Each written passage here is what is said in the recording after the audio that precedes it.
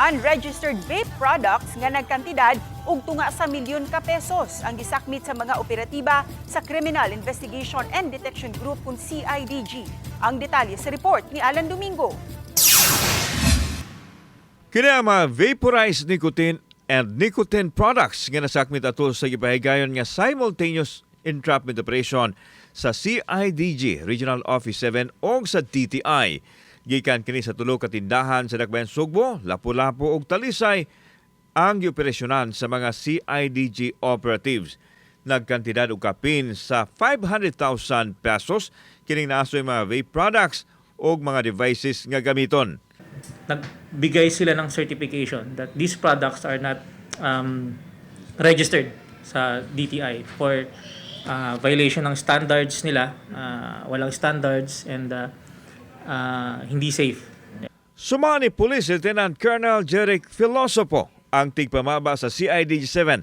Nakadawat sila og impormasyon gikan sa Office of Special Mandate on Vaporized Nicotine and Non-Nicotine Products, their devices and novel tobacco products o OSMB. May tungod sa mga vape products nga illegal nga gipamaligya sa naasoy mga tindahan. Una nang nagpahigayon og paniid og test buy ang mga otoridad o gipadala sa DTI ang sample nga maoy naghatag og certification nga dili rehistrado ang mga produkto og dili luwas gamiton.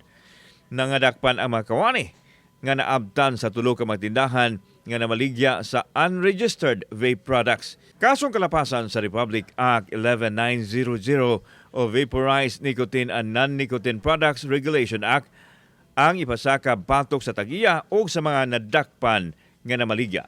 Actually, hindi lang naman tatlo din yung targets kasi natin. So we have several targets also simultaneous. Pag conduct natin ng operations, yung iba is nag-close na.